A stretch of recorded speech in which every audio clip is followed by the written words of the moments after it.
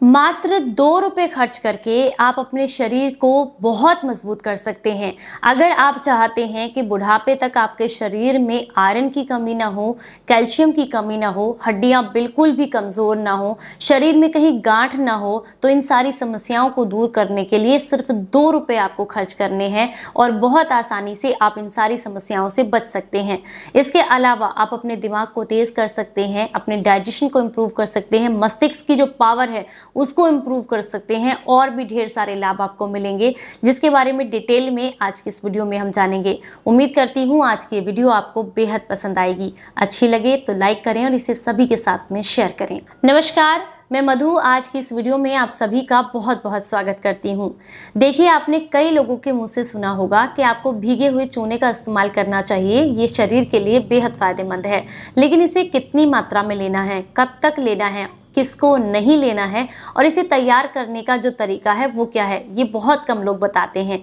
आज की इस वीडियो में हम डिटेल में इसी बारे में बात करेंगे कि अगर आपको भीगे हुए चूने का इस्तेमाल करना है तो कितनी मात्रा में करना है, कितने समय के लिए करना ज़रूरी है और इसे कैसे तैयार किया जाता है, और घर पर अगर आप इसे तैयार करना चाहते हैं तो किस तरीके से तैयार कर सकते हैं। चूने के फायदे बताने वाली मैं अकेली नहीं हूँ। आप आयुर्वेद में जाएंगे तो वाघभट्ट जी ने भी इसके फायदे बताए हैं और इसके अलावा राजीव दीक्षित जी ने भी इसके बहुत फायदे बताए हैं। तो अगर आप इसके बेनिफिट्स के बारे में जानना चाहते हैं तो इस वीडियो को ध्यान से ज़रूर देखिएगा। देखिए, चूना जो है कैल्शियम का एक बहुत अच्छा सोर्स होता है। अगर आप चाहते हैं कि आपके शरीर में कभी कैल्शियम की कमी ना हो तो इसके लिए आपको भीगे हुए चूने का इस्तेमाल जरूर करना चाहिए। ये आपके शरीर में कभी भी कैल्शियम की कमी नहीं होने देता, हड्डियों को कमजोर नहीं होने देता है। इसके अलावा शरीर में किसी तरह की गांठ को नहीं पनपने देता है। जो भी महिलाएं अक्सर परेशान रहती हैं शरीर में जगह जगह गांठ की समस्या की वजह से, उनके लिए भी बेहद फायदेमंद है। इसके अलावा जब आप इसका इस्तेमाल करते हैं तो ये आपकी एनीमिया की समस्या को भी दूर करता है, शरीर में खून बढ़ाने और बनाने में मदद करता है। अगर आप बहुत लंबे समय से घुटनों के दर्द की समस्या से परेशान हैं तो घुटनों के दर्द से आराम दिलाने में भी चूना आपको बेहद मदद करता है।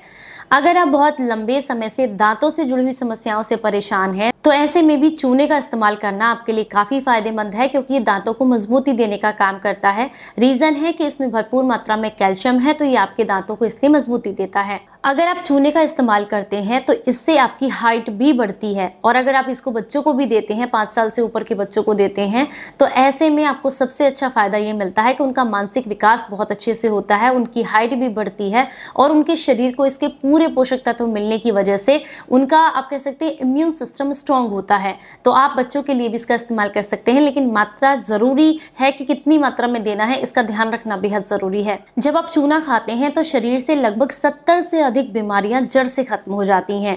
तो चलिए अब आपको बता देते हैं कि इसे कितनी मात्रा में लेना है। सबसे सही तरीका है कि आप इसे जो है मात्र 1 चुटकी की मात्रा में लें, यानी कि आप जो है गेहूं का दाना होता है ना जितना बड़ा, उतनी मात्रा में इसे आप लेते हैं तो ये आपके शरीर को बहुत लाभ देता है। लेने का तरीका क्या है? आप इसे जूस में ले सकते हैं, आप इसे पानी में घोल कर ले सकते हैं, आप इसे अपनी सब्जी में डाल करके ले सकते हैं, आप इसे छाछ में ले सकते हैं। जैसे आपको पसंद है उस तरीके से आप इसको ले सकते हैं। अगर कोई शेक वगैरह पीते हैं तो उसमें भी इसको ऐड कर सकते हैं, लेकिन दिन में सिर्फ 1 बार गेहूं के दाने की बराबर ही आपने इसको लेना है। पर वो भी कौन सा? कई लोगों को ये कन्फ्यूजन रहता है कि कौन सा वाला चूना इस्तेमाल करना चाहिए। तो ऐसे में भीगे हुए चूने का ही इस्तेमाल आपके लिए बहुत फायदेमंद रहता है। पहला सोर्स है कि आपको ये बहुत आसानी से किसी भी पान की शॉप पर मिल जाता है। मात्र 2 रुपए खर्च करके आपको इतना मिल जाएगा कि आप उसे किसी कांच की शीशी में भर के रख लें तो लगभग साल भर तक वो आपका चल जाता है, सिर्फ 2 रुपए का खर्चा करके। भीगा हुआ चूना आप पान वाले से कहेंगे हमें चाहिए तो वो बहुत आसानी से आपको दे देंगे। दूसरा तरीका है, आप इसे अपने घर पर भी तैयार कर सकते हैं। इसे तैयार करने के लिए आपने कोरा मिट्टी का घड़ा लेना है, जिसे पानी से धुलकर आप अच्छे से साफ कर लें। इसके बाद आपने लगभग 200 ग्राम जो है लेना है चूना, जो कि नॉर्मल आपको किसी भी शॉप पर मिल जाएगा। अब आपने क्या करना है, 200 ग्राम चूने को मिट्टी के घड़े के अंदर डाल करके घड़े को पूरी तरीके से पानी से फिल कर देना है। पीने वाला जो पानी होता है उससे पूरा भर दीजिए।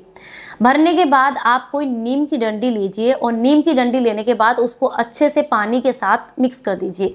अब आप कोई सूती कपड़ा इस घड़े के ऊपर बांध करके इसको लगभग 24 घंटे के लिए एक साइड छोड़ दीजिएगा। 24 घंटे के बाद आप क्या करेंगे कि इसके ऊपर जो भी पानी आता है उसे आप निकाल कर अलग कर देंगे और फिर से आप इसके अंदर पानी भर देंगे। जब आप इससे में फिर से पानी भरेंगे तो उस समय पर भी ध्यान रखें कि किसी नीम की डंडी से आप इसको जो है अच्छे से मिक्स करते हैं। इसके बाद फिर से 24 घंटे के लिए आप उस कपड़े को बांध करके इसे एक साइड रख देंगे। अब क्या करना है आपने कि इस पानी को जो अब 24 घंटे के बाद यानी कि टोटल 48 घंटे के बाद जो चूना आपका भीगा हुआ बनकर तैयार हुआ है उसके ऊपर का पूरा जितना भी पानी है उसको निथार करके अलग कर दीजिए और इसे आप जो है स्टोर कर लीजिए किसी भी कांच के जार के अंदर। इसे मात्र और मात्र 1-1 ग्राम की मात्रा में या फिर आप कह सकते हैं गेहूं के दाने के बराबर आपने इसको रोजाना लेना है। रोजाना से मेरा मतलब ये नहीं है कि हमेशा लेते रहना है। जैसे मान लीजिए आपने इसको 3 महीने लिया है तो आने वाले 3 महीने के लिए आप फिर इसको छोड़ दीजिए, क्योंकि ज़्यादा अगर आप चूने का इस्तेमाल करते हैं तो इससे शरीर में कैल्शियम की अधिकता आ जाती है जिससे पथरी बनने का खतरा बन जाता है। और अगर ऑलरेडी आपको कई बार पथरी हो चुकी है या पथरी की समस्या है तो ऐसे में आपको चूने का इस्तेमाल नहीं करना चाहिए।